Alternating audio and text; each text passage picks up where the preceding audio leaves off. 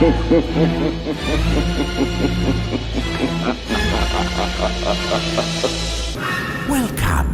to the Cult Classic Horror Show. Every week, you can have the conversations you've always wanted to have about the films you love. Shut up!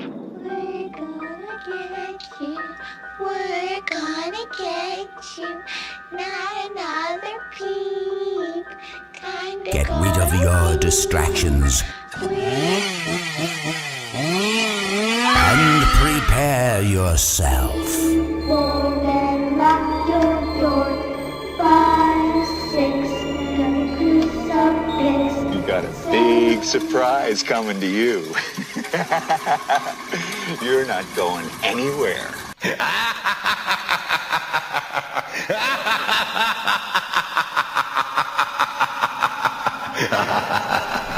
Welcome everyone to the Cult Classic Horror Show. Danny Bonin here with you. And Scotty Bonin back with you. We are the Blood Brothers. And O'Neilio. the OG lineup. Well, technically Rob's still a guest on the show. That's right. But I'm back after a little hiatus with the wife. I don't even remember what the combos have been because it was Scotty, it was like me and Carmelo and Rob, but then it was me and Carmelo and Scotty. Yeah, and then you, Rob, and Carmelo. Yeah. Now it's the OG. The originals are back. And Scotty has a baby. Yep. Blakely Ray Bonin is here. Yes, she's adorable. Very exciting, guys. It's gonna be awesome because now she has a little cousin with Stella and Elliot, so they're all gonna be kids running around the house. Yeah. It's gonna be fun. It's not fun. I know, man. But I just love being a dad. I like that. I've never had this feeling, and like you guys know how it is. Like your first kid, that feeling is crazy and unbelievable. So I miss her right now even. It's crazy. Mine are screaming in the background because I still don't have a door on my office. That's the background music for the show, right? Yeah, exactly. It's perfect. But yeah, very, very happy to be back. I missed you guys last week for Gremlins 2. How was it, by the way? What was the overall reaction? Good flick. Good. Yeah. Good. Better than the first? Doesn't take it. I don't know. I know it doesn't take itself seriously too, but yeah, I'll I think Rob didn't think it was as good as the first. No, I like the first one. I like the first one better, but I mean, I don't know if it's fortunate or unfortunate. I'm not really in love with either of them. I grew up with them, but it's I'm not a huge. I was already saying I'm not a huge Gremlins or it's not like trying to pick Army of Darkness over Evil Dead. That's like a real argument. Yeah, deep down inside me. But this one's like, Yeah. Well, good. So I didn't miss too much. But it's still a good movie. I think Gremlins 1 is a Christmas movie, and I think Gremlins 2 is an anytime movie. Yes, nice. You go watch Gremlins 2. Yeah, we always mention it because we're old and in our 30s. But like Gremlins 2 is TBS or TNT. If it's on, I'm gonna watch it. Yeah, more than likely. It doesn't have to be on for Christmas. See, it's probably one of those that I have seen like bits and pieces of it before, and it'll ring a bell once I do watch it. If I do watch it, soon again. But all right. But it's good to be back. Well, we are. I'll tell you the truth about this episode. We wanted to do Leprechaun series, and so I ordered the Blu-ray disc set with all the featurettes and commentaries, so we could dive deep into it. But then I realized it wouldn't get here until like right now. It probably just got in my mailbox. So we were like, shit, we need to do a quick episode. And so we're like a one-offer or something. Let's do Basket Case. Although I realize there are 3 Basket Case movies. So I don't know. We might come back to those. I guess we could keep going into them, but we could have bought the Blu-ray set for that too. The plan really is to move on to Leprechaun next week and dive deep into those films and finish that series out. Then maybe we'll come back to the sequels on Basket Case, depending on how you guys feel. Because all I ever see is the images, and all I ever hear about is the first one. So I don't want to cover the next 2 if barely anyone even gives a shit about them. Well, I think you're right. We can do the first Basket Case, and then we can always come back to it if the fans want us to. So exactly, Basket Case is good. Is good filler. Yes. Yeah. Yes. A good filler before we do the Leprechaun series. I wanted to do Poultrygeist. I just don't even know. Well, I guess we could have done that. It was in like 2006, though. So is it like a spin-off of Poltergeist? It's a trauma movie. It's really, really weird. Yeah. But I think I saw it in the group. Killer Chickens. It's like Killer Chickens or like Killer Fried Chicken. I'm not really sure. I haven't watched it all the way through yet, but it's like it's one of those where like they deep fat fry somebody's testicles. Ooh. Like there's just crazy stuff in it. There's some crazy twisted stuff in there. Oh yes. All right. Well, I think we're going to jump into Basket Case, and we've attempted sort of this format before. I'm going to try a new little format here where we actually sort of tell the story of the movie and walk through and make comments that way, because it has occurred to me that when I re-listen to our show every now and then, it's just a little bit all over the place. And if you aren't super familiar with the movie, it's probably really hard to follow and know what the fuck we're talking about. Yes, which I know a lot of you fans are familiar with some of these movies, but some of them are a little obscure, and you can't really what the fuck are these guys talking about? So if we sort of tell the story as we go, it might be easier. We're just gonna try it today, and if you like it, let us know. If you like the format today, let us know. If you fucking hate it, let us know, and we'll never do it again. So I mean, I can't guarantee any of that. All right, we're gonna do what we want. Yes, I like telling the story though. This so will be fun. Here we go. Basket Case. I will be sort of moving us along, and we will be popping out with comments and facts here and there. So here and there please between. Feel free to interrupt me if you have a special comment about a certain part of this film. Yes. That's right. Draw us a picture with your mouth, Danny. Basket Case. First of all, before this movie even starts, it gave me a notice that said this film was saved and conserved by the Modern Art Institute or Museum of Modern Art. What the fuck's up with that? I did see that. That has to be an absolute lie. It has to be a lie. Who is rushing to save Basket Case in the Museum of Modern Art? Yeah. Besides the people that made it. Exactly. Like I can't imagine anybody would. It's not a terrible movie, but it's like it doesn't belong on a shelf next to Schindler's List. No. I mean it's a cult classic, but it's not like even Evil Dead caliber. Yeah, I don't know what they're talking about. Maybe that was just put there. It's probably just put there, just filler. It was filler, right? Yeah. All right, so we open on a man walking home as he sees a bush move. Yeah. Ooh. What's in the bush, Rob? What's in the bush? It could Besides be Stella crying. It could be Belial. Are you catching that in the background? Oh, I'm definitely catching. I got Stella loud and clear. It could be Stella in the background. That girl's got lungs on her, man. She does got lungs on her. So, okay, back to my tale of terror. Man walking home, hears noise, looks over, sees a bush rustle. So, he hurries to his door. Clink, clink, clink goes his keys. Okay, I'm not really going to do that all the time. He runs in his house and locks his door right behind him. He runs in the house, locks the door right behind him, and jumps on the phone to call the police. But yet, he is stopped mid-conversation because there's a noise in the attic. And it's Aerosmith. Toys in the attic. Damn it, hate it when that happens. All right, that's not really what. But the phone line's cut. So, before the phone line's cut, he's talking on the phone. He starts to tell the police that something's going down, and then he hears the noise, and he completely stops talking on the phone. Yeah. And ignores the police like a fucking idiot. I think if I was in danger, my life was in danger, I was calling the cops, I would finish my sentence saying, "Please come help." Yeah. That's just a comment. He had an interesting acting job.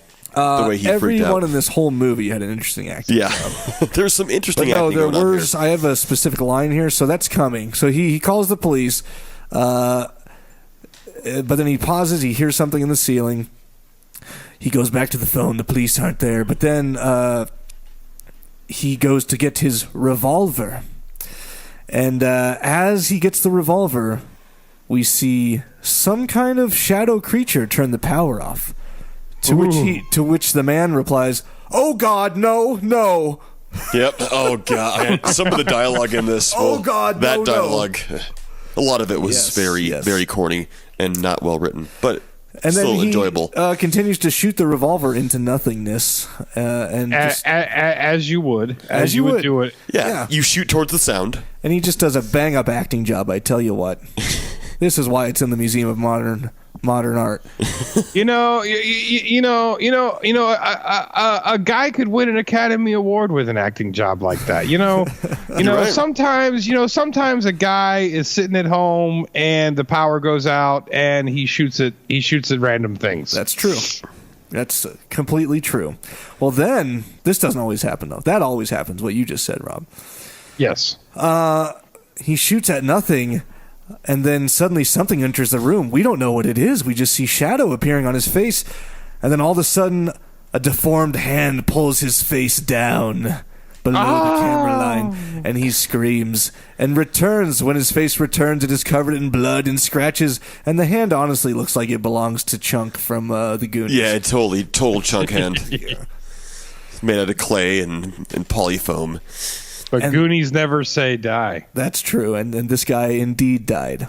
Yes. We don't know who he is yet, but he was a doctor. But you do see the blood splatter on his folder, his doctor's folder. Yeah, I actually sort of missed that. Which you see the doctor's folder later. Oh.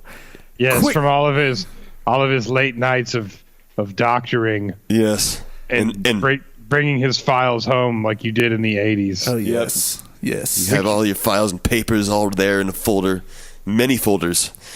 Smash cut to Times Square. To old school Times Square. Young man walking down the street carrying a large basket. The guy, a street hoodlum, keeps offering him drugs, which is typical on the beach in Mexico. Yeah, I was just going to say that. Except this guy was pretty consistent. I got Coke, I got mescaline, I got this, I got chocolate tie stick. Mexico, they give up after like 2 times. You're walking by and you're like, I'm with my wife and whatever, and they say, hey, you want a wave runner? No. You want a massage? No. Hey, I can get you horseback riding. No, thank you. Weed, blow. Weed, crack, blow. No. We're good. All right. Your loss. So needless to say, this young man does not take drugs. He is too focused on what he's carrying, which is a large basket. Which is a fuck-all wicker basket. Yeah, fuck-all wicker basket. That's what it is. He stops at the first trashy hotel. He's, what's in the basket? What's in the box? That's what it really is. I'm sorry. No, it's a wicker basket. You had it right. Okay. He stops at the first trashy hotel. He sees the what the fuck? Broslin Hotel.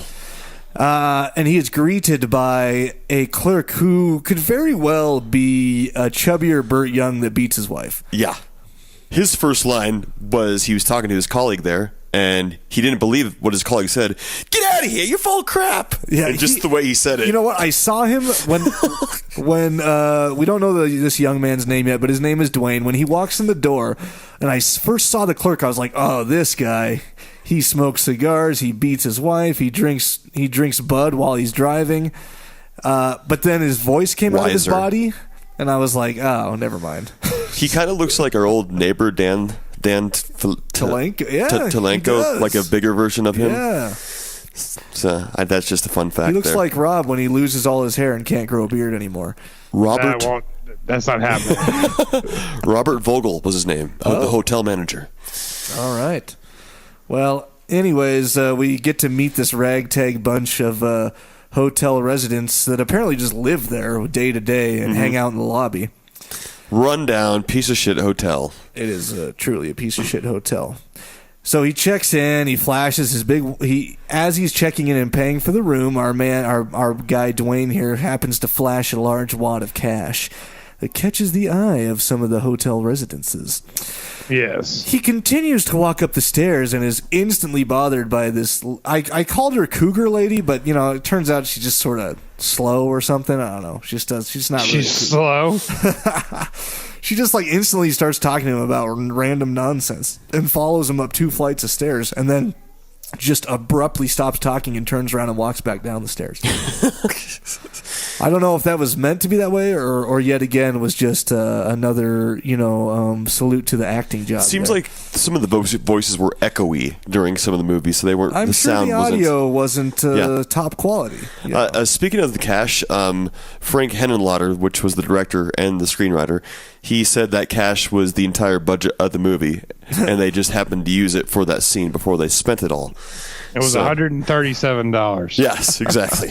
That's what they used. There were multiple hundreds in there. Those were some old bills. Yeah, old 50s, old 20s, old Benjamins. Yes. So, anyways, he gets into his room, but as he's going to his room, we see a cottage cheese-legged hooker entering her room with an older man. That's right. Which was played by Beverly Bonner as Casey. Bonner. We've got those jokes a lot. Yes. We do a little quick tour of his room after he gets in, which had some decent music to it. This like synth. Some of this background music was just hilarious. Like in weird spots where you don't really need music. This one wasn't bad though, I thought. Yeah. The music overall was good. He does the room tour and then he instantly goes back down. Asks the hotel clerk where he can get some food, runs across the street, grabs a bag full of burgers, runs back up to the hotel room, and suddenly he feeds this thing in the basket. What is this thing in the basket? Gobbling the burgers. First he takes him out of the foil, then he doesn't even need to take him out of the foil. He just dumps the whole bag in. First he doesn't... apparently it's on a low-carb diet because he takes the bun off, but then, like Scotty said, after a minute he doesn't even give a shit and he just lets him eat tinfoil. That's right. This thing eats tinfoil and anything you give him, apparently. And this is like 1980s New York. That was like lead-lined tinfoil. Yeah, that was the good. That was the strong, good, built, sturdy young boys. Yeah, this is Times Square, 1980s. In the 1980s, Times Square was actually not a good place to be. It was a lot of thievery, a lot of gang stuff going on. Tons of minorities everywhere. This movie was what, 82? 82. Yeah, I think so. Yes, it was. So after feeding time, he pulls out what? The same medical folder with blood splatter the blood on it. Dun, dun, dun. And he looks up a name, which he tries to cross-reference in the Yellow Pages. Which who the fuck uses the Yellow Pages anymore? In the 80s, you would. Of course. I used to use the Yellow Pages when I was young, I used to tear them out and save the pages with blackjack pizza. Yes. Bring the great taste to your door with the great taste of blackjack pizza. I digress. I really need to try this place. You need to try blackjack pizza. It's really good. It's pretty good. They It's got not like good amazing, cheese. but it's good. It's good delivery pizza. Whose number is he looking up? We don't know. But he doesn't find it. Unlisted. Suddenly cut to him talking in the middle of the night to whatever is in the basket. But we don't hear a voice talking to him. It must be in his head. What? Will we find out about this later, if it isn't in his head? We just might. Cut to Twin Towers in the morning. Yep, New York City. Yep, good old... Rest in peace, Twin Towers. Yes, and everyone who went down with them. Can't believe those things. I mean, those were fucking huge. Tallest buildings in the world. Oh, goodness. So we know where this is his first time back in New York. This was actually the guy in Hooker in the hallway. Sorry, I said that too early. Oh, that's right. This is where he sees Casey. Oh, no, never mind. No, he sees Casey the first time. This is where he sees her again arguing because, okay, so when we cut back to his apartment complex, one of the guys that was eyeing the cash in the beginning is peeking through his peephole trying to and then Casey warns Dwayne. She comes out and she helps him out. She's like, someone's peeking through your hole. One of the hotel so, guests. Hide your shit. Yeah, that's right. Let's see. Hide your panties. Now, Dwayne, our young man, goes to see Dr. Needleman, who he... did he find him in the phone book? I'm not sure how he found him. I think that's who he was looking for. Was Dr. Needleman? He finds Needleman somehow, who has the shittiest doctor's office I've ever seen. Just shithole. I mean, you will get AIDS if you walk into this doctor's office. Yes, but it was the 80s. That's how it all. Yeah, well, let's see. Everybody had AIDS. Yeah, everybody had AIDS. It was really popular at the time. Yeah, AIDS was the thing. Yeah. If you didn't have AIDS, you weren't cool back in the 80s. Yeah. Yeah, the office was a shithole. Torn up, There was drywall cracked, and it was worse than paint the chipped. hotel almost. Oh, yeah. So anyways, he sees this doctor. He gives a fake name because he says that the doctor knows him from the past. How does he know him? We don't know. But then he runs into Sharon, The receptionist. Terry Susan Smith. Who's supposed to be the smoking hot girl in this movie, although she's not really like that smoking hot. And fun. Well, they only had like a $200 budget. Yeah, they couldn't afford the, top prime beef Yeah. women. The budget was $35,000. I don't think women are meat, sorry.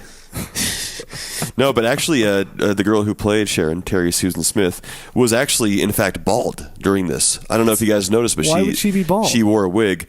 At the time, she was in a punk band and God. shaved her head, and they cast her, while she was in this band. So she had to wear a wig for this, That's how and I can desperate kind they of were. tell.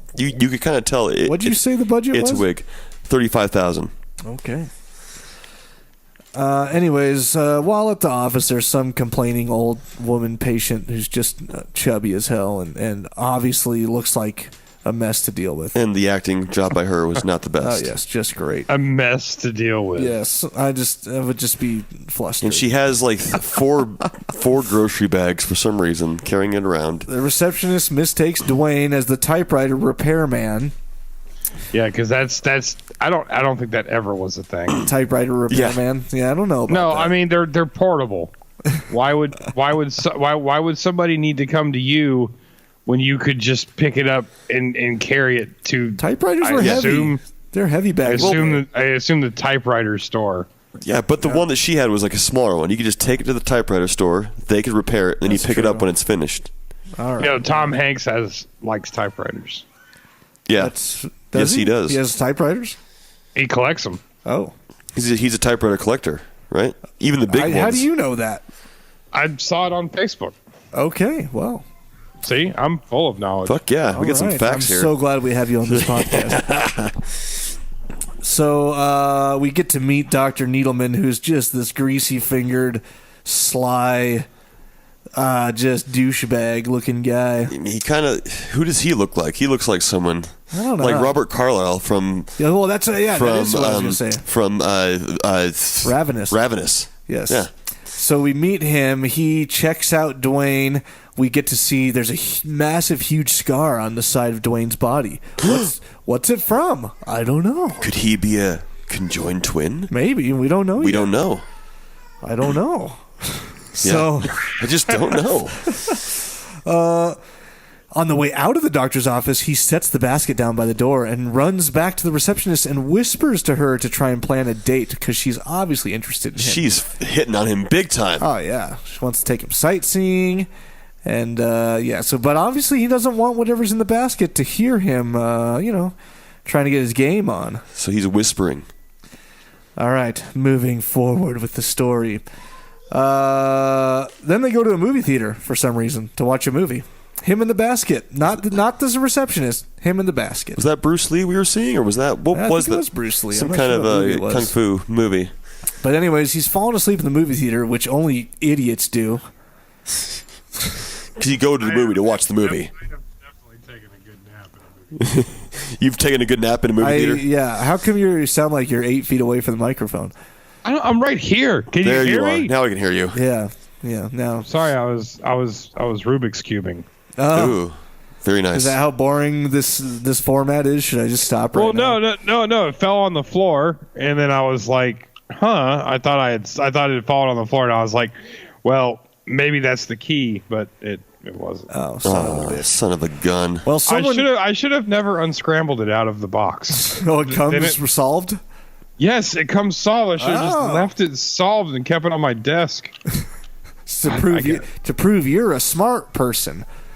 Dude, the damn thing's nearly impossible. Like, Yeah. There's like I kids think- that I think can do I it in 30 seconds. and there's like the smaller version. That's because they cheat. Oh, And there's like the more colored versions, and like the cubes are smaller, and there's like Oh God. all right. Rubik's Well, Cube anyways, 3. he's at the movie theater. Yeah. He's fallen asleep. Someone, as he dozes off, someone steals the basket and takes it to the men's room. Opens it up. Where's my basket? First of all, he kicks off the lock just easily, but really, how good could a lock work screwed into a wicker basket? Yeah, you could easily. I mean, why even have the padlock anyways? Yeah, unless I guess there's a metal plate on the back where the wicker is sandwiched in there. I don't know. They didn't show us the mechanics of this lock, Rob. This guy had one little swift pussy kick, and it went off. Yeah, that's how who's stealing a wicker basket? He kicked it like he would kick a pussy, and it came off. Pussy kick. I mean, wicker baskets back in the 80s were very valuable. Yeah, there could be there could be kindling in there, or old newspapers, or kittens. You never know. I mean, yeah, kindling. Kindling is valuable. I was going to try to come up with some kind of an argument, but I just couldn't. But you could picture all those things in them. That guy, he just runs. He doesn't die, right? He just runs. No, he runs. And then he does not die. Dwayne shows up in the bathroom and tells whatever in the basket to save it. Not now, save it. So I can only assume he was whipping out a huge cock. And maybe it was Judd in there. Yeah. And, I'm sure. He said, and save it. He's not under 12. Yeah, because the guy that runs away, his face is all bloodied. So we don't know what happened though. Something must have attacked him. Anyways, cut to Dr. Cutter. Who's Dr. Cutter? I don't know, but she's at dinner with some young guy. She's obviously a cougar out to bite dick. Yeah. Yes, she's a big time. She gets a call from none other than Greasy Fingered Needleman. Harold Needleman. Oh, Needle. Needleman calls and we find out that some guy named Dr. Lifflander's dead. He's been cut in half, and they were all back in Glen Falls at some point performing some kind of surgery. They all knew each other, worked together. That they don't want to talk about anymore. What surgery could this be? I mean, I don't know why, because apparently, to do what they did, I'd be pretty proud. That I obviously have to take some kind of skill. Yeah, we don't know what they did yet, Rob. I'm just saying. Just any kind of surgery, like foreshadowing. Oh, that's a thing. Okay, all right. It's a thing. Yeah. Oh yeah. Anyway, you got to foreshadow what's about to happen.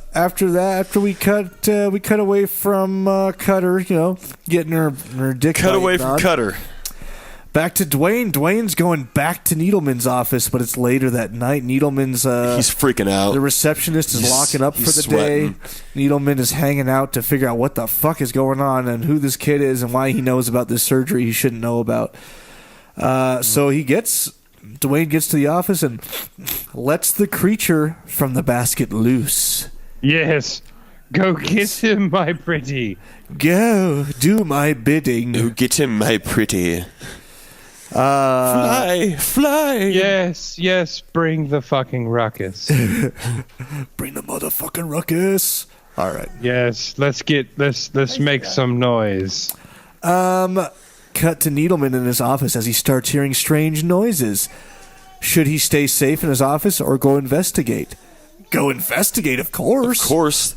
So he goes. No one wants to stay cooped up in an office. He goes to investigate and finds that the door to his office, his office space, I should say, not his actual little office, but his just his area, has been just beaten down, just unhinged from the wall.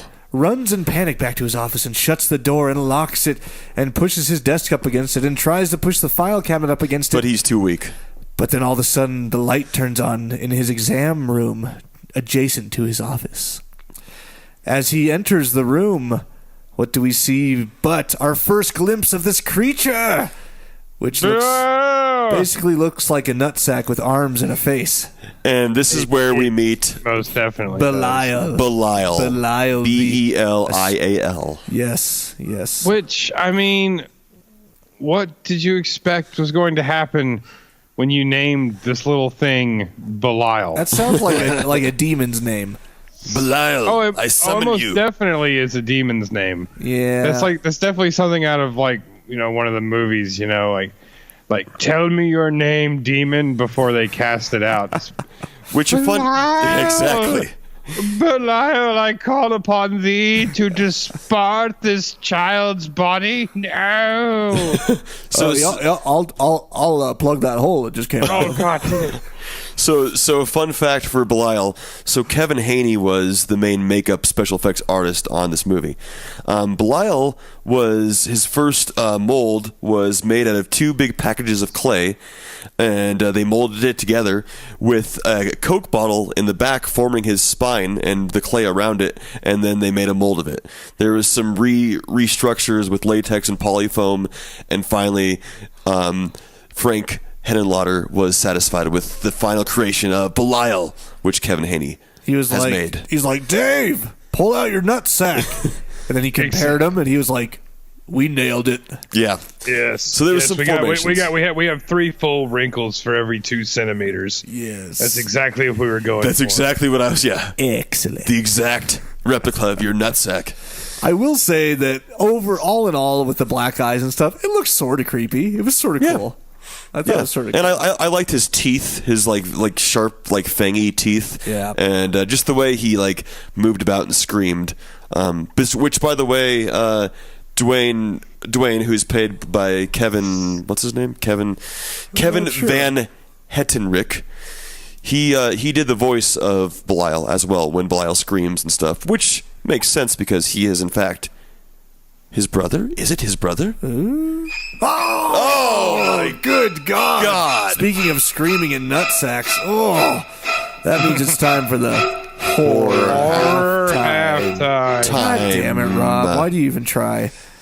I mean, that's pretty good. I thought I could. All right. I thought I could do it. Well, you thought you could, and you're wrong. So that's pretty good. Do you remember that time when the Rob joined into the horror? Yeah, I was there. Yeah. That was awesome. That was so awesome. That was awesome.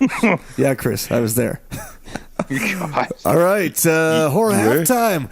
We do have winners. Obviously, we had a lot of awesome participants, and we obviously have a winner because we started over with our old people. Fans who have won before can now win again. You guys are old people. You're not old people. You're still young. So a lot of participants. Thank you guys. You're all awesome. But I am going to name the horror freak of the week is Teddy Thomas. TT. Because I'm selfish and I love your Judd meme. I don't care if those teeth on shop. A hole is a hole. Oh, God. Which is, the Judd memes are everywhere. As he tears off his tank top to run towards the gremlin. See, I missed that, but I still love Judd memes. So, Teddy Thomas, shoot us a message on the Cult Classic Horror Facebook page. It's just so I know you heard this, and then let me know what I've sent you already so I can send you something different. Woo, woo. Yes, keep getting those memes in. Everyone else was awesome. I mean, it's just the usuals. Freddie Torres had some awesome shit. I like the paranormal one. Kyle Trombley once again. David Martin. Love the Bill Cosby. Bill Cosby stuff, with the gremlin. So, anyways, keep it up, and get some in next week from this movie. There's lots of them. Basket case. Go through. All right, that was short. That concludes the horror halftime. Yeah. It's because I actually got a schedule I'm trying to keep us on here. You know, I'm only like not even halfway. Well, I'm almost halfway through these notes. We're zipping through it, kind of. Yeah. So Well, it's good. I mean, it's good. Shannon has a schedule. Yeah, we're supposed to go to Texas Roadhouse tonight. You know, and since Scotty was late and Gotta Rob get some took roadkill. forever pooping, I gotta took get some roadkill. maybe an extra 3 minutes pooping. I think it was 10. And if you would have seen the amount of tacos that I ate when I got home, you would be pretty impressed. They went straight down, didn't they? You had to go Alright. straight to the bathroom. Yeah, but they didn't come straight out. It was a sticky consistency. Ooh. Oh, so it was like wiping clay when you were wiping? Yes, but the worst part is it's like pooping clay. There's no rigidity there. There's no like when you pinch it off, it doesn't pinch off. It just sort of slows off, and then there's still some there. It's not like a ultimate closure on your poop. So similar. No, it leaves you wanting more. I but call also those less. Sylvester Stallones because they're cliffhangers. Oh, they could be a Belial now because Belial's made out of clay. That's true. So this could kind of And it's near your nutsack. intervene. Yeah, it looks like a nuts. Exactly. We've seen Belial. Now we have seen this creature. We didn't know his name was Belial yet, but still, we've seen him. He tears the doctor in half. That was sort of cool. That was really cool. And then wouldn't you You know see it, his he, legs he just grabs flop. the address book and brings it down the side of the building and meets Dwayne so they can, look for their next victim in the address book. The revenge for the next victim. Yes. Now we jump to the next morning where the happy couple or the happy creature and Dwayne are back in the apartment and he's feeding him a package of hot dogs. Just loving those cold hot dogs. We don't even know what's in those things. Yeah. What's in? It could be I mean, pork. It's lips and assholes. Isn't that what it is? Isn't that what it's lips and assholes. Isn't there That's what like they put- a that's certain what they put in hot dogs? Isn't there a certain percentage of like bugs that are allowed to be in there? Oh, there's no telling what's allowed to be in a hot dog. It's just all the crap that wasn't used when they made whatever they pork chops and whatever else, and it's all made in the hot dogs. Well, to wieners. Whatever it is, he feeds it to sort of as a distraction, and also as a distraction, he pulls out this brand new bitchin' TV, although it looks used. And it's in a box. Which, Yeah, which TV is in a weird. box. TVs don't really come in cardboard brown boxes, and that's it. Yeah. Maybe back then they did. And tells him, "Here you go," because he's trying to sneak away to go on a date with Miss Receptionist. Sharon. Sharon. All right.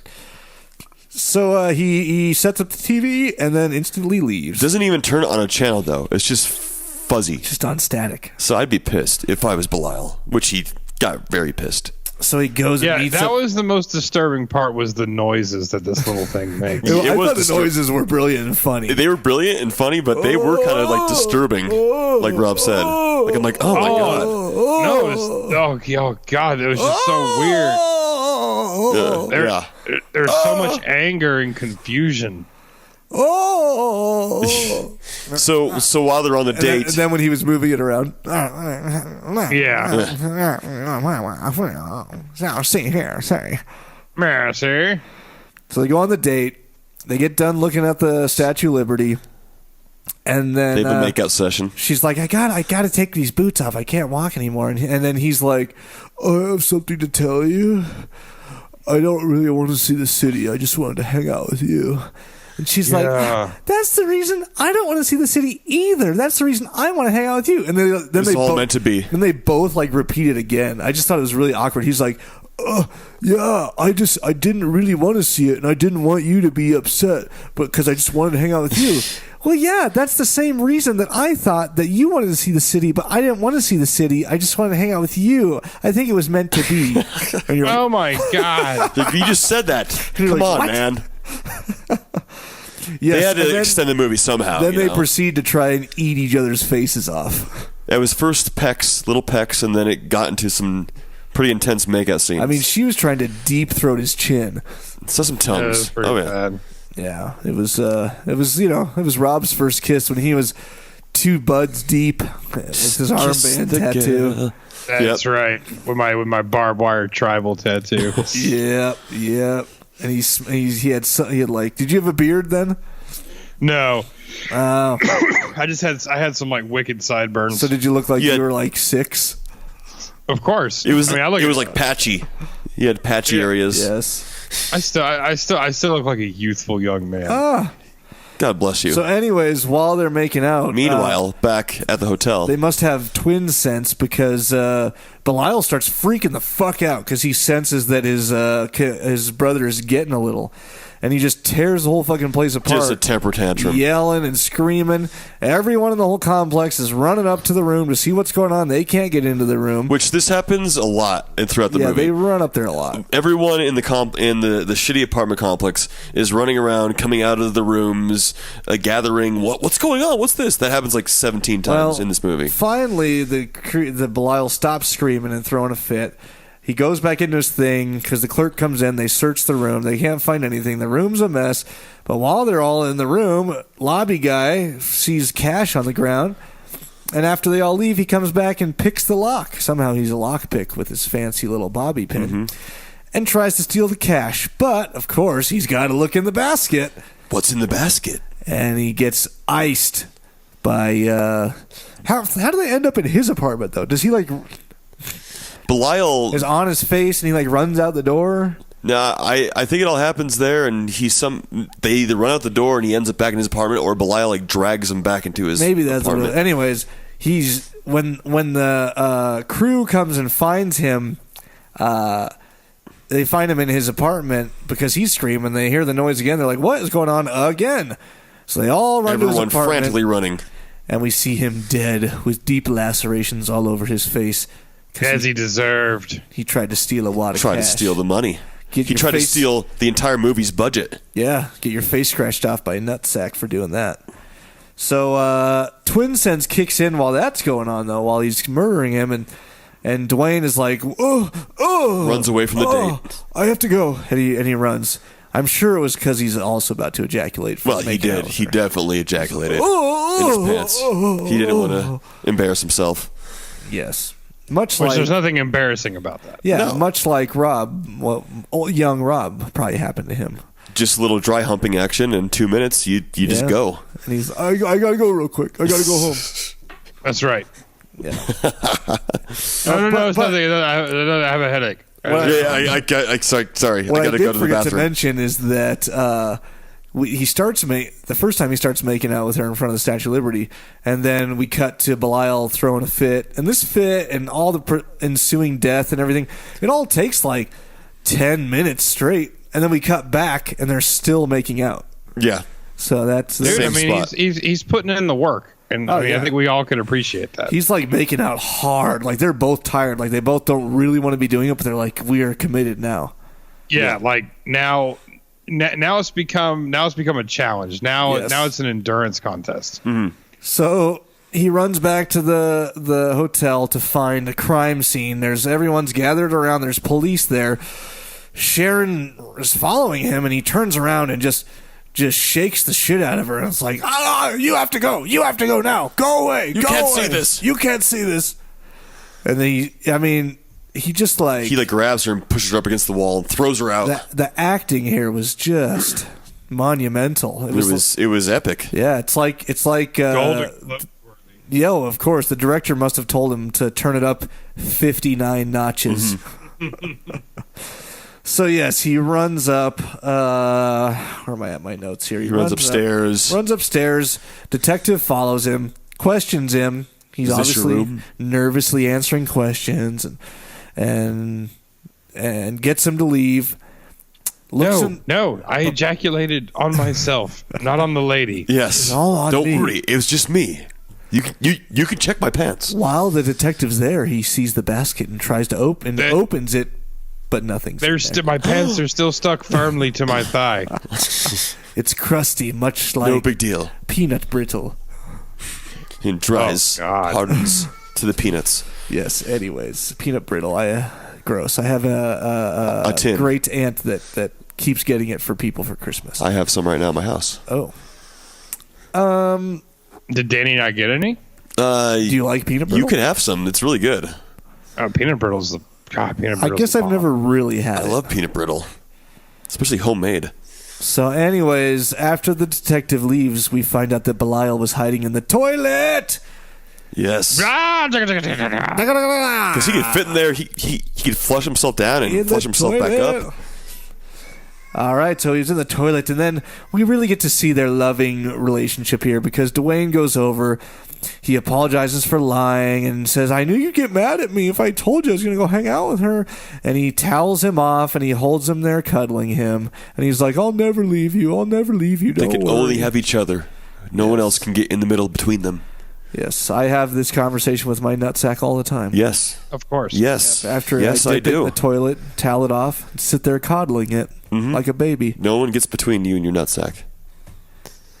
Anyways. I mean, there's nothing wrong with that. That's No. just- Except for It's just cheesecloth, right, Rob? Cheesecloth gets between you and your nutsack.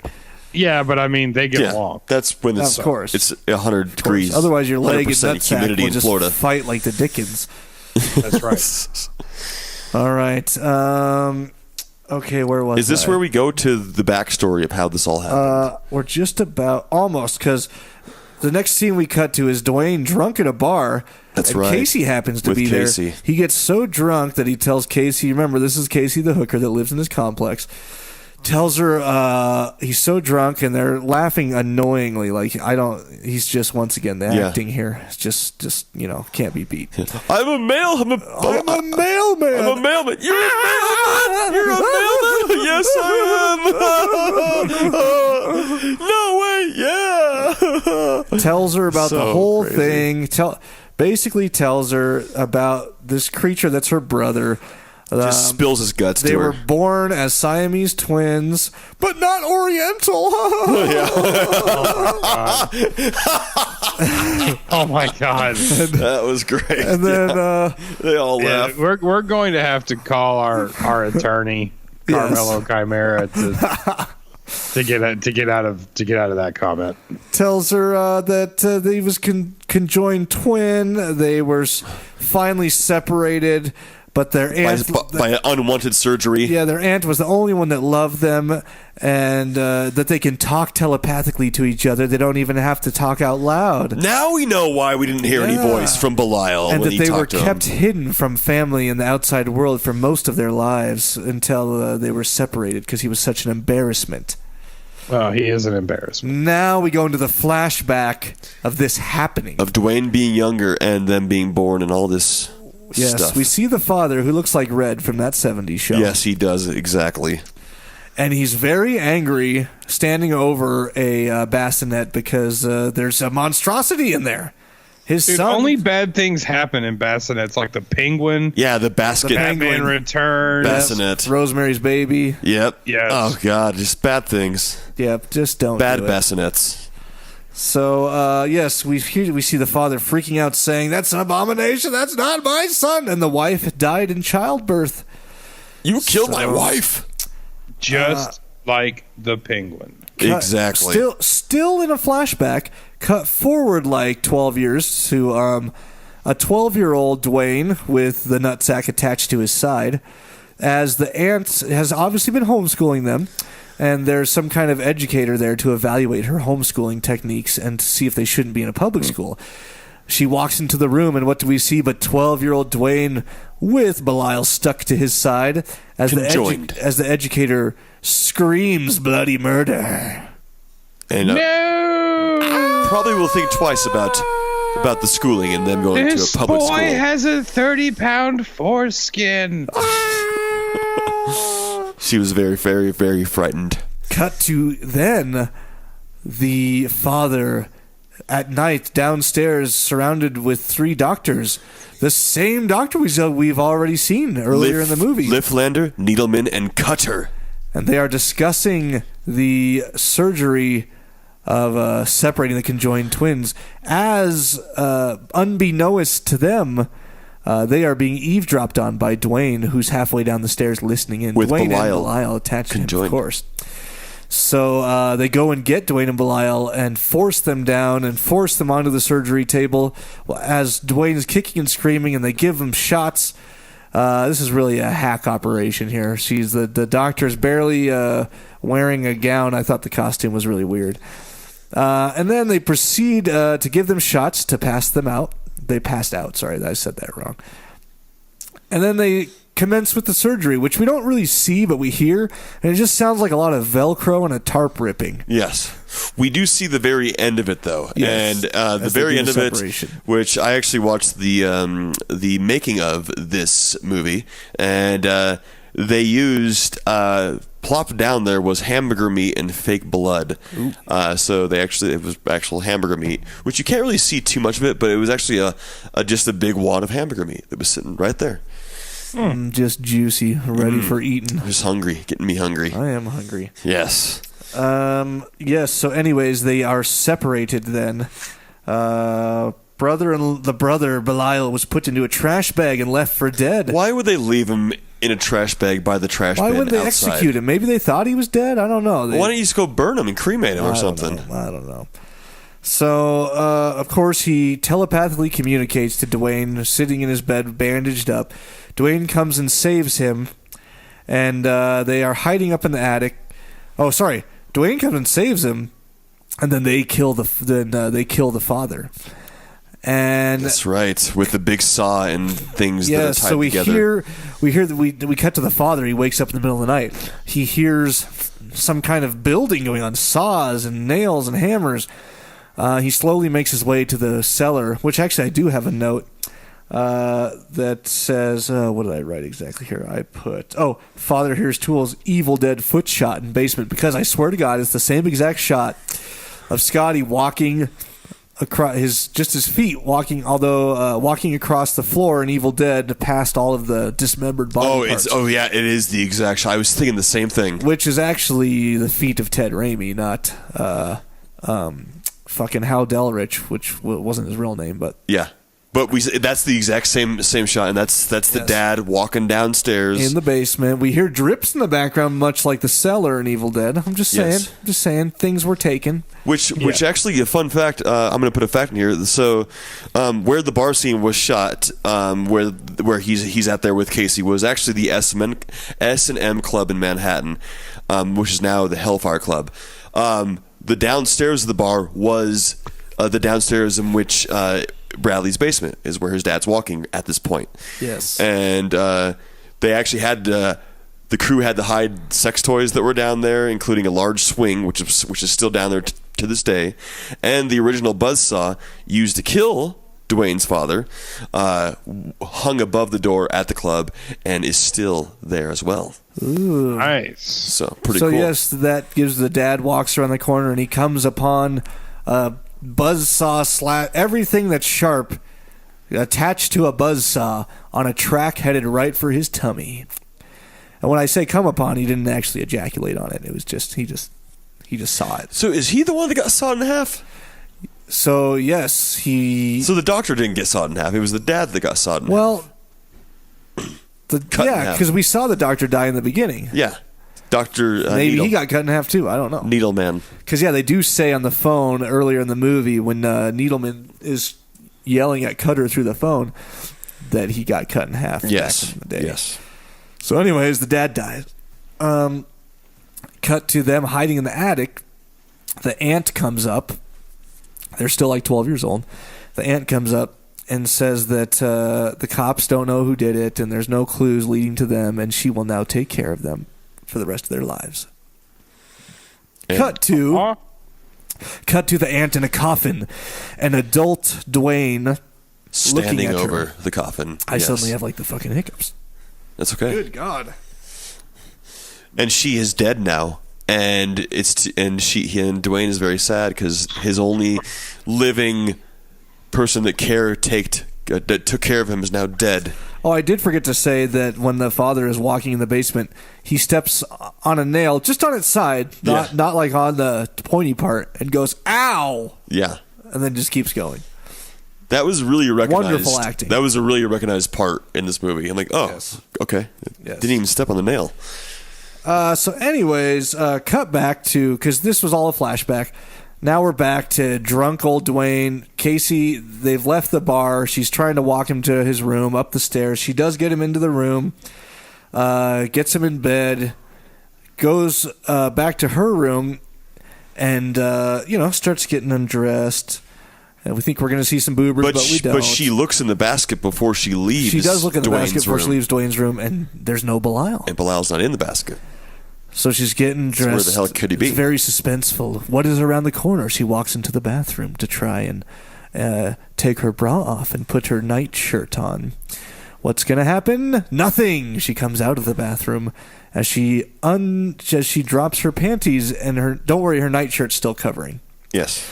Gets into bed, and who's there but Nutsack Belial? Belial's there. He just wants to get some action. All he wants is some action. He does.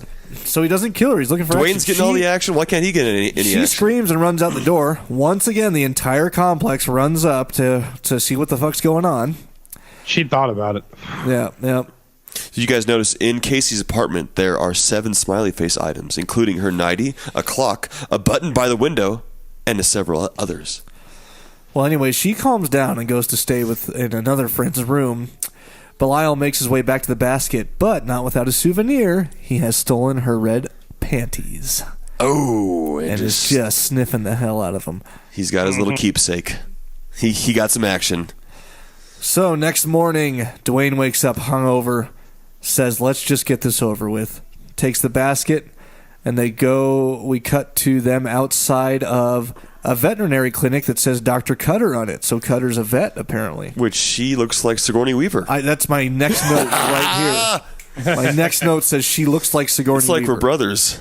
Good God. We know. I called Sigourney Weaver. We said Robert Carlyle.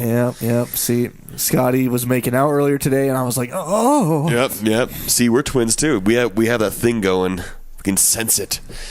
So he gets in to see Sigourney Weaver, and she's all pissed. He brings up that he knows about this little surgery they did, and knows it shouldn't have happened. And she's like, "Look, kid, you get the fuck out of my office." But then she notices the basket and says, "What's in the basket?" Opens it and gets her face jumped on by Belial. He just lunges out of that basket. Just lunges out of it, arms flapping, and I mean his vertical jump must be out of this world. He doesn't even have legs, and we've seen him move in this movie. There's been some like stop motion animation going on. A lot of stop motion, yeah, which I liked. It's nostalgic, Jumps out, attacks her face. This death takes a long time. He just must have not been on his game. And she's just screaming. The twin chubby nurses from out in the lobby are coming to check on it, and that's a twin sandwich that would literally kill you. So freckled twins. Yeah, they come checking in. They're very chubby, which I kind of liked in this movie. I don't know why. Oh. Anyways. So, finally, apparently they make a break out the window. The twins bust in, and they see Cutter with scalpels all stuck in her face. I love that effect. And she was screaming. And I liked how she screamed for a while. And, like, a normal, like, pan away would have already happened, but it, like, stayed on her. The camera stayed on her for a while. As she was screaming. I guess she died. Would that kill you? I don't know. She fell down. I guess she fell down, and we're supposed to assume she died.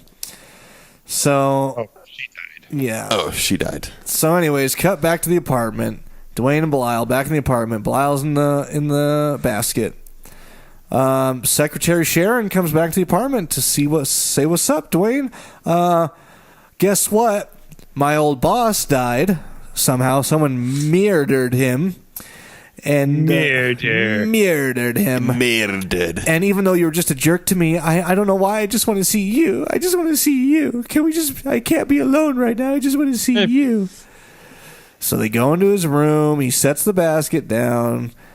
They're getting a little lovey-dovey. They get on the bed. And then they try to eat each other again, basically. And then he just makes the most awkward boob touch I've ever seen. Just grabs both her boobs. Just like 40-year-old virgin sandbag boob. Yeah. Just awkwardly. His first time grabbing boobs, you could tell. And then she just looks up and is like, "Take me, Dwayne." And that's too much for Belial. He freaks the fuck out, just pops the lid open and starts yelling. Which, fun fact, Frank Henenlotter, the director, was actually in the dresser that the basket's sitting on in his room, and he'd be working it. He'd be putting the hand up, putting the face up, and then they'd record his voice. So he was inside the dresser directing and working Belial at the same time. Pops out of the dresser. Dwayne instinctively tries to hold down Sharon to keep her safe, but she's freaking out. Let go of me, let go. He wraps her in the blanket, lifts her up, throws her out of the apartment, basically, locks the door, and says, "I don't want to get you." And then he starts yelling at Belial, every time I have my first kiss and you have to ruin it. I have my first kiss and you have to ruin it. I have a granite hard, rock hard on that I'm about to stick inside of a woman, and you have to cock block me. And he like sort of hits him a little bit and shoves him back into the basket. And then she runs away. She runs away, freaking out. By everyone's coming out of the rooms again. Everyone's what the hell's going on again? Anyways, it all winds down. It cuts to at night. Dwayne is now sleeping. He's calmed down. Belial watches him sleep and creeps out of the basket. Creeps closer to his bed. Stands there breathing hard, looking at him. Thinking, should I kill him? Should I not? Should I leave? His eyes go red. His eyes start glowing and they look up and down. Very obviously controlled by some kind of cable or something. Yes. So he sees the open window and goes over to it. Cut to Dwayne sleeping as we apparently enter his dream. He's just running naked down a street, bush and penis and all. Yes. Yeah, that was intentional. Yes, Shannon gave him a nickname because she just happened to look over and enter the room at that time. And a fun fact about the streaking scene: it was shot without permits during February in New York, so it was freaking cold. The crew would first clear the sidewalks of any objects, and then Kevin Hetternrick, who played Dwayne, was let out of a heated van on one side of the block and met the other side by another heated van. Once picked up, the van would drive him to another block, and this was repeated until they got the desired amount of shots. That's great. So he was naked. So Shannon walked in and said, "Oh, it's the guy's in the bush. His penis is just flipping all around." She's like Shaky D over here. So now that's awesome. So now I call him Shaky D. Shaky D, which it was freezing out, so it was probably very, very shriveled. Very small. At that point. I would demand a fluffer if I was on set. Oh, God, yes. I'd be like, I need it to be... I don't think they had that in the budget. Yeah, probably. Apparently, the scene that was supposed to be in that sequence was Belial running all over like New York City, like Manhattan, and terrorizing and causing havoc. But they weren't able to make that look real enough with the stop motion. So obviously they put this scene instead. They didn't have him like at the top of the Empire State Building with the camera, and then over on the ferry, like looking out and having the breeze blow through his hair. All while they have like some kind of 80s montage music in the background. That's what they should have done, but I guess they just didn't. They couldn't pull it off, so they put the streaking scene in. So anyways, he's dreaming, he's streaking, he's running. We don't know where Belial went. And in his dream, from his perspective, he is running, and he's naked, and he's running. He gets to Sharon's house. He enters her room. He pulls back her blanket to reveal a breast with a very dark, very large pepperoni nipple. Just wanting to be felt. Yes, he reaches out and he presses on it like a button, like it's supposed to turn on or something. Or like you're snapping it. Yeah. That's what you do. That's how that works. You turn a girl on, literally. And then he pats it. And he pats it. And the weirdest boob feel I've ever seen. May I add? Nipple button. So then, from his point of view, we start moving up and down a little bit, like maybe he's inserting into her. And she seems as though maybe she's starting to enjoy it, although apparently she's still sleeping, but she's slowly waking up. Cut to Dwayne waking up in his bed covered in sweat. He instantly gets up and looks around. Where's Belial? He goes to the window, which is open, and goes, Belial's gone. He's gone. So Dwayne runs, and he goes to Sharon's house. Cut back to Sharon, who wakes up, looks forward, and starts screaming.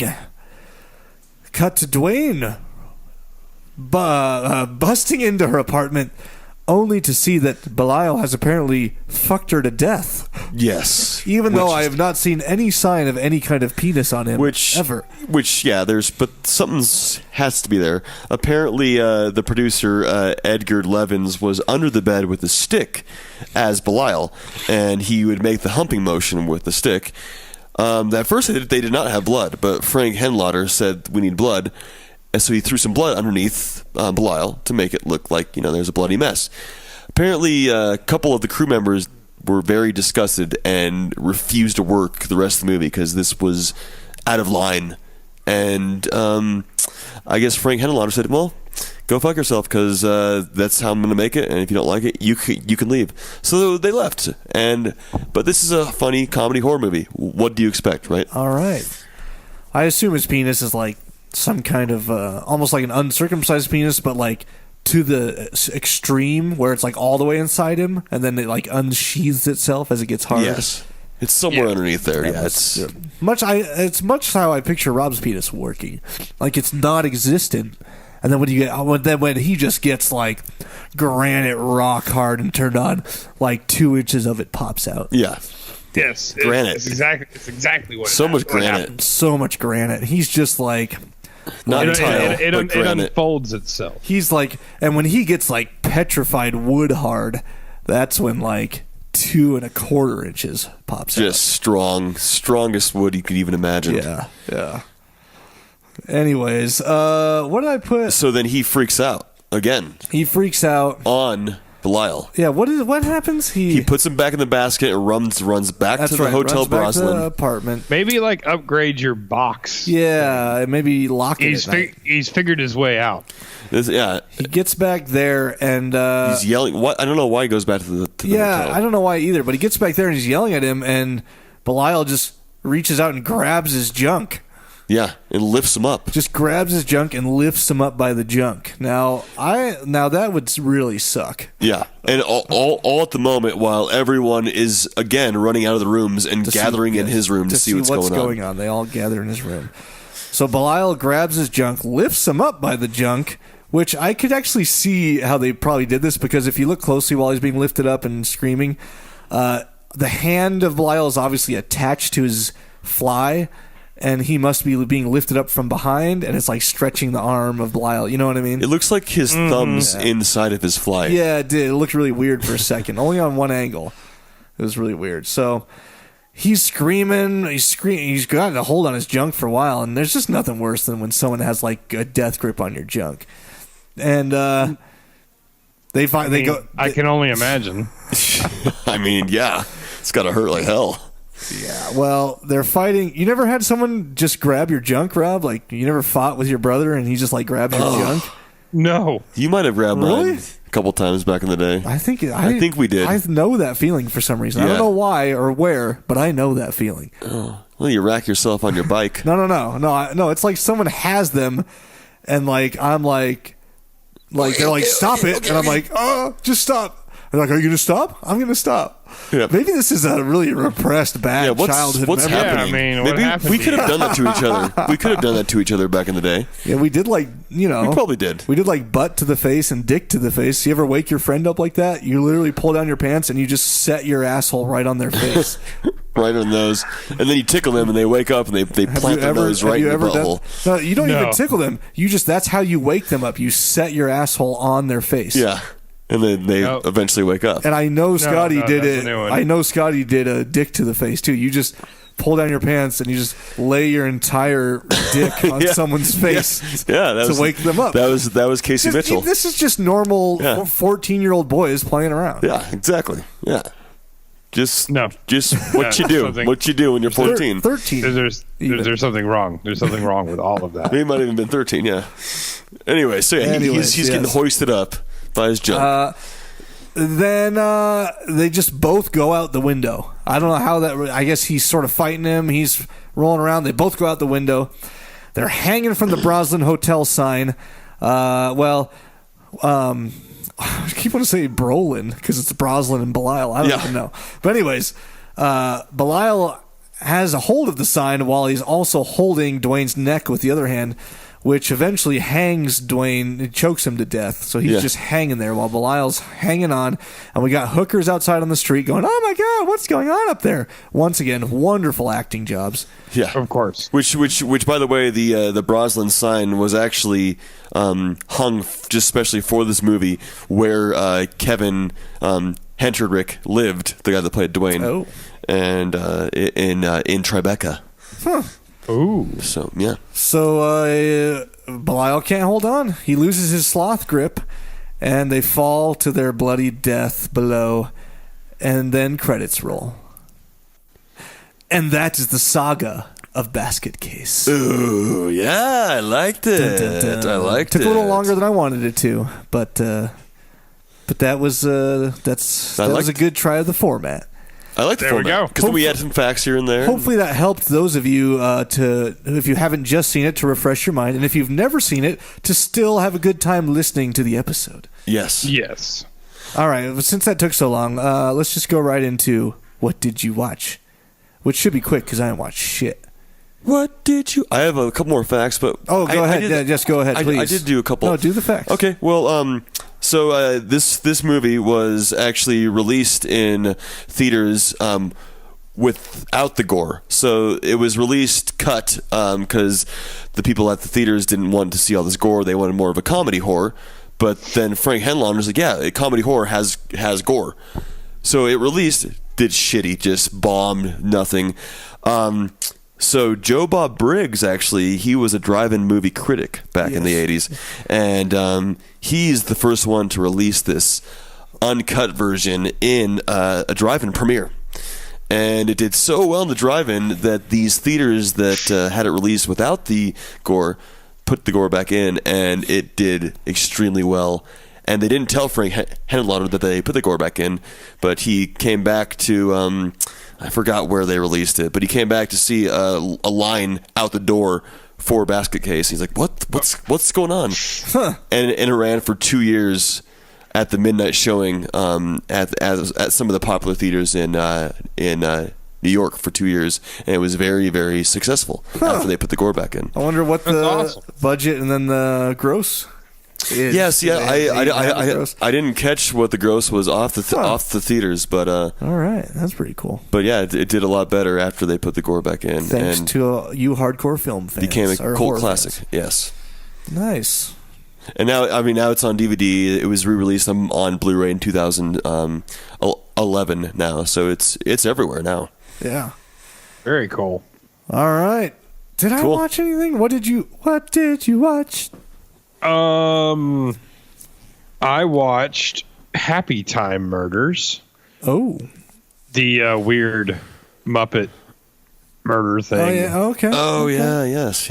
Was it good? How was that? It was actually, unfortunately, a massive disappointment. Oh man. I don't know if because they were getting into apparently a lot of trouble with it, or there's all kind of stuff. If they second guessed themselves and started editing a lot of stuff out, but it felt really like the story was unfinished. It basically was like everything that was funny in the trailer was obviously, funny in the movie, but that was kind of it. I think they probably had a lot more ideas to go further with it. And then I also watched The Revenant. Oh, he finally! He watched The Revenant. Beautiful cinematography. He's gonna be. Right? He's gonna want to act like he's so cool and tell us he didn't like it. Now, go ahead. I hated. I see. I told you. You hated it? I told you. Tell me about the cinematography. Tell me about the cinematography. Listen. No, wait. Hold on. Listen to how cool Rob is. No, please continue. Continue. No. The cinematography was the best part. The music. I mean, the music was good. I'll give it that. The music was good. The Tom Hardy was phenomenal. DiCaprio. See, Hardy was phenomenal, huh? No. It's not my dislike for DiCaprio. It's just, I understand because the actual story of Hugh Glass is really close to what they did, except Hugh Glass did not have a son. Yeah. So all that stuff. But it just, unfortunately, this movie I think falls into where not anything bad. A lot of them do. It was so long. It was long, yeah. And drawn out too, a little bit, but I still liked it a lot. The bear attack was insane. The physical effects of after the bear attack, where it looked real. It looked like he was split open everywhere. Yeah, but the flashbacks and the dream sequences over and over and over. If they would have got rid of all the dream sequences and just showed, how his wife or his baby mama was killed, and still had his little Pawnee buddy and the Indians and and his daughter was really good. Tom Hardy was friggin' awesome because you don't know it's Tom Hardy because he's like a chameleon. Oh, he's so good. He's so good. I mean, it's Tom Hardy, but it doesn't look like Bane. It doesn't look like Mad Max. It doesn't look like Tom Hardy. That's how he can do is. whatever. That's how Christian Bale is too. I'm telling you. Yeah. No, I want to watch Hostels. I haven't watched Hostels yet with Christian Bale. Everybody says it's great good. acting. It's sort of a slow one. It's kind of like Revenant. It's slow. It's similar, but if you appreciate good acting, it's fucking amazing. I don't mind the slowness of the Revenant. It was just too long.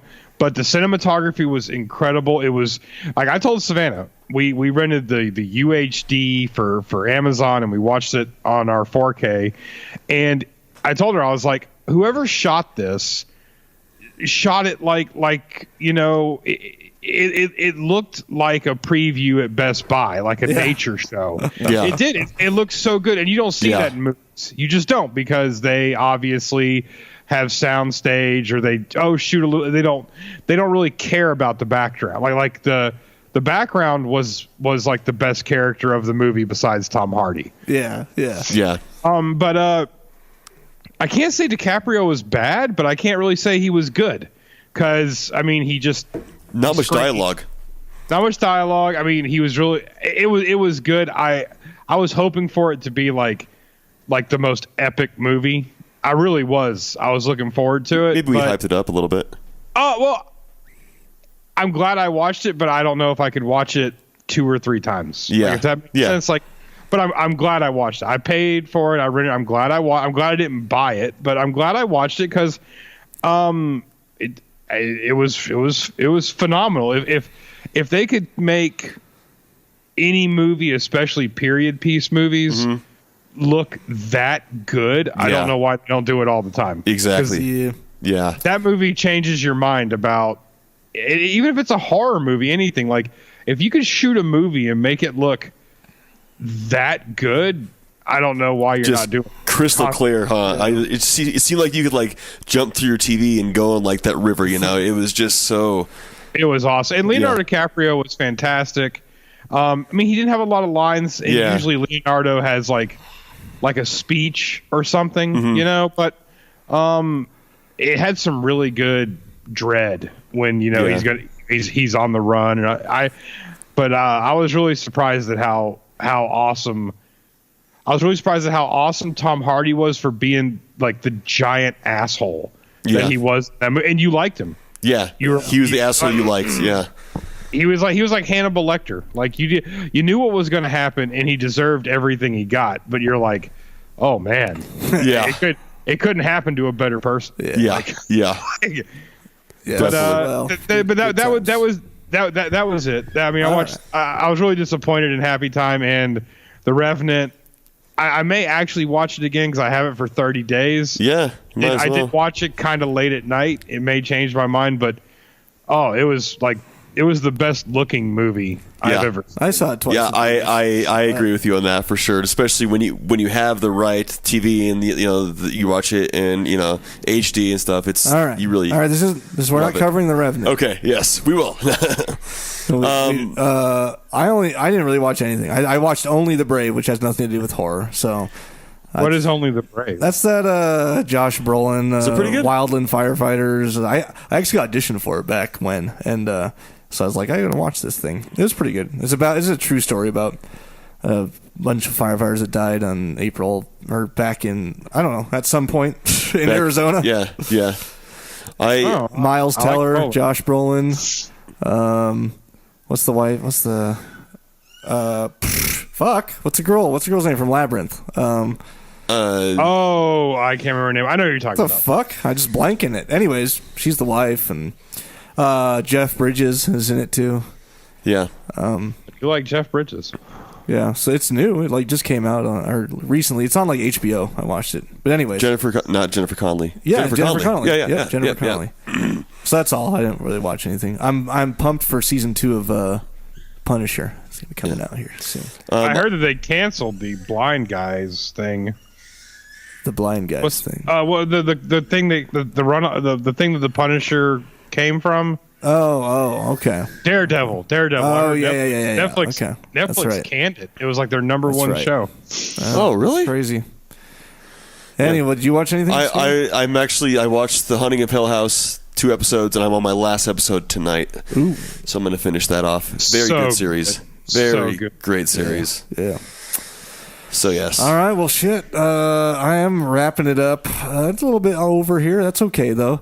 Shannon's gonna whoop your ass. You gotta go. I gotta get my roadkill at Texas Roadhouse. Yeah. But you can't even enjoy all the free bread. I am. I'm going to eat tons of cinnamon butter. You can't. You're on that diet. Well, You're trying to get. I'm trying to get a ton of calories, but not necessarily a lot of those calories. But See, that's we'll what I'm see. saying. You got to get the porterhouse. Porterhouse is so good.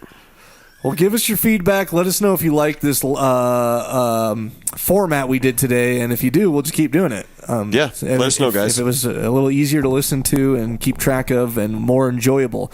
So please let us know on the page, like tag me in the post. Definitely tag me or all of us. Yeah, and in the post or whatever, or maybe Rob will put a poll in there. He's the one that does the polls. Yeah, I'm kind of like the poll guy. But I don't want people commenting that didn't listen though. So don't do a poll. Well, just message me or comment or post about it or something, and just give us your feedback. Oh, I was gonna say I'm gonna interrupt real quick. Shannon will be mad at me, but the what did you watch? I watched the I Am Chris Farley documentary, and I fucking cried for like 30 straight minutes. Oh shit! I still haven't seen that. I'll have to check it out. I really want to watch that. It's really good. I know that y'all are Chris Farley fans. Oh yeah, and, big time. Oh, it's not bad tears, but they interview everybody. But it's like, dude, like it rips your heart out, man. It's so. It's like I miss him. Yeah, like it's really so bad. It's really rough. He'd and still Adam be doing Sandler. it. Yeah. Well, Adam Sandler and David Spade are in it a lot. Dan Aykroyd's in it, but man, it will just absolutely tear you to pieces. Let's check it out. All right. Well, now I will wrap us up. Follow us at Danny Bonin, at Scotty Bonin, at O'Neillio4Os, at Cult Classic Horror, at CC Horror on Twitter, patreon.com/Cult Classic Horror if you want to help us out and support what we do. Hey, we have a new patron I want to give a shout out to. That reminds me. Shout out to Zach Walling.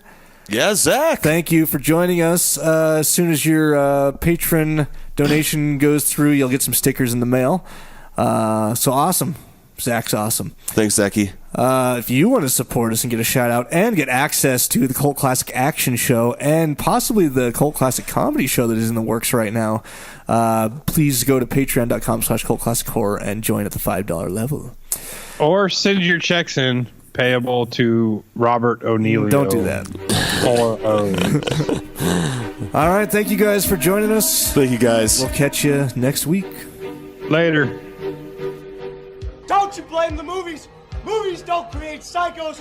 Movies make psychos more creative.